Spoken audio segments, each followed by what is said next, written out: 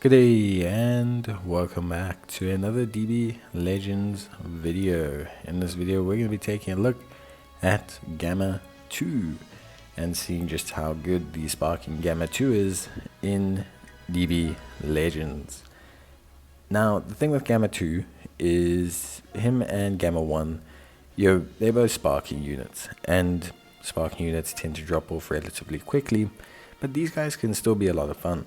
The one hindrance that Gamma 2 has comparative to Gamma 1 is the fact that he is a melee type unit, and him being a melee type unit when the entire androids team is currently running off a best base blast build, he does struggle a little bit to find his place within that team.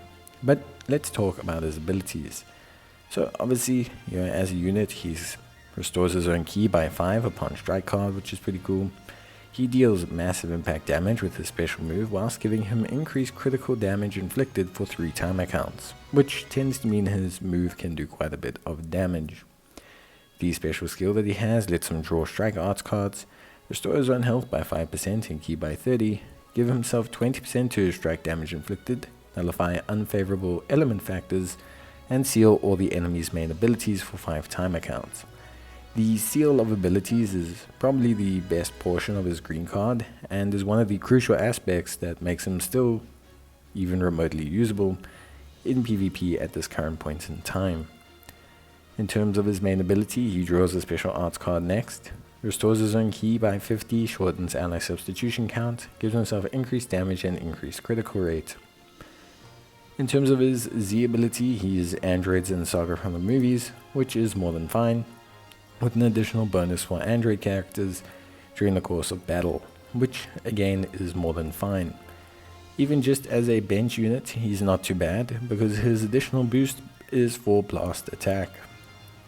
Now in terms of his passives, he has 2, the Manufactured Menace, which gives him damage reduction of 40%, minus 15 to special move arts cost, nullification of abnormal conditions, and 90% to damage inflicted. When the enemy switches characters, he will restore his own ki, he will apply an attribute upgrade of minus 30% to enemy sustained damage effects to himself, give himself an increased critical rate, and inflict all enemies with the attribute downgrade plus 20% to damage received. If there is a tag android battle member other than him within the party, he has 30% to damage inflicted, 30% to ki recovery, and depending on how much time has elapsed, he'll apply some benefits. So pretty good stuff. When he changes cover, he gets 20% additional damage reduction and randomly destroys one enemy card. And this plus his ceiling are probably what makes him remotely usable. The fact that he is able to essentially disrupt the opponent's gameplay a little bit is quite important. Now in terms of team, obviously you have Gamma 1, Gamma 2, you have the Legends Limited Gamma 1 and 2. You also have the ability to Zenkai boost him decently with units like Android 21. So he's got a decent kind of roster to work around. Overall, I think he's a decent unit. He's definitely not remotely within the meta space of the game right now, and it's PvP. But he's a decent unit, and he's a good bench option and boost option for the rest of the team. I think the fact that he's strike does limit him a little bit.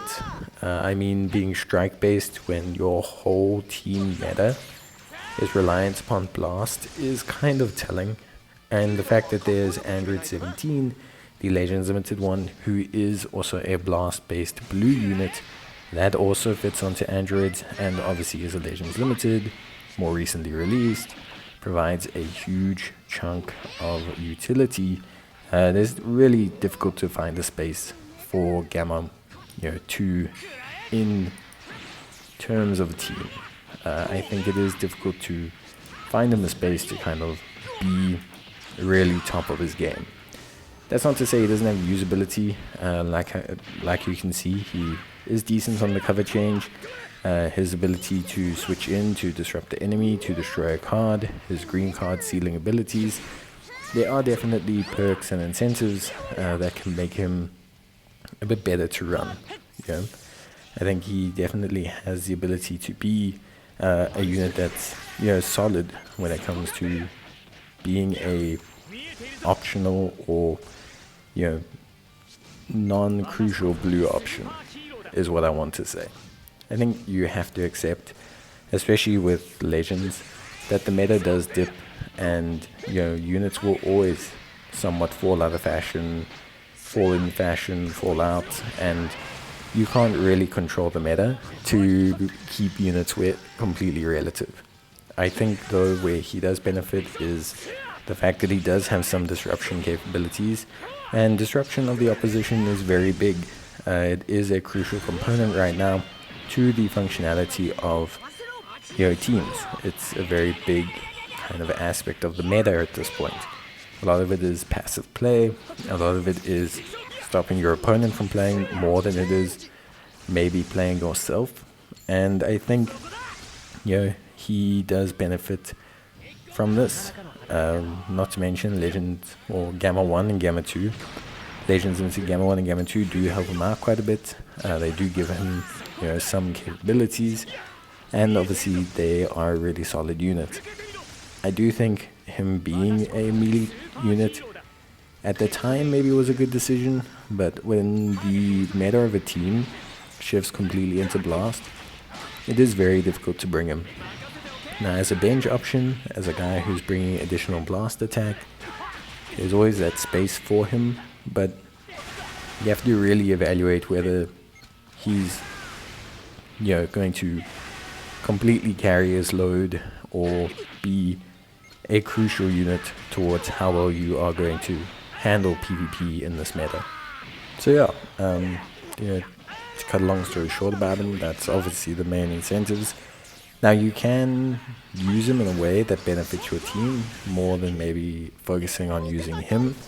And in that light, or in that respect, you can build him to just be kind of tanky. To be kind of a cover change soaker. He's got that extra 20%. He's got the ability to destroy the enemy's card. He's got all of these effects. And these aren't limited. So, yeah, you can build him like full health, full defense, and just keep switching him in, basically, so that he can continuously absorb and take down the damage and, you know, remove your like opposition's ability to play the game a little bit. So that is something that's an aspect of him, but I wouldn't say it's how you should use him, but it does help. I think overall, you know, whenever you're evaluating an older sparking unit, the fact that they can still be in the fights is kind of a good thing for them. You never really want to use this guy. Not for your optimal team, not if you're pushing for, you know, god rank and everything. He's not going to be the guy that's going to carry your team. But if you build him properly, you still can use him to do some decent damage. You can also use him to set up the rest of the rotation. You know, for example, you can use him to heal, you can use him to pull in strike cards, and then you can switch to Gamma 1 and convert all those strike cards into blast cards. And then you can switch into Gamma 1 and 2, and they can use those blast cards to deal some pretty big damage. So, like I said, it's not that he has no space, it's just simply that, you know, you may have to use him a little bit more outside of the box. You may have to consider using him in different ways than you might have if, you know, he was a unit that was a bit more current within the meta. Now, can Strike Androids come back and give him some options? Yeah, possibly. I don't want to say no. I don't want to say it like it's impossible, like Strike Androids is forever out the meta, but by the time they bring out enough units for Strike Androids to regain a position or a foothold in the meta, you are essentially, you know, probably going to find that there's better options than him. He could get a Plat, could get a Zenkai, you know, could get all of these things, and of course that definitely 100% could help him and could bring him back to speed. But I think, yeah, you do have to accept that he is in the position where, as a unit, before his team becomes meta, he's going to need some kind of buff. If that's a Plat or a Zenkai, you know, or both. That could be what it is. Most times it could be a Plat, Could also be, one or two really good pieces of equipment. But I think a unique plat would make him pretty usable. I think overall though he's a fun little unit. I had a lot of fun using him in these teams. I had a lot of fun kind of just playing around with him, using him for cover change and just doing a lot of really interesting kind of mechanisms with him. So yeah, for me he was obviously quite a lot of fun to use. The crit rate build and all of that, his damage he can do is still pretty decent. So that is also something that's there. It's an aspect for him. But yeah, with the fact that you're looking for blast boosts, he does bring one to the table. So like I said, it's not impossible for him. It's not like he's not bringing enough to the table. But yeah, I would definitely say when we're considering units and we're considering how well teams can be put together and things like that, I think you have to also accept to a certain extent that units are going to fall off. But much like Gamma 1, I think Gamma 2 is in a good space. And you can see, again, how that cover changing, how that ability to destroy a card, all still helps out. And is still helping him to have an impact on the fight, even if it's not necessarily as big an impact as he used to have. But that's going to be it from me. Hope you guys enjoyed the video, and yeah, I'll probably see you guys in the next one. So until then, take care, stay safe, and as always, see you guys next time. Bye.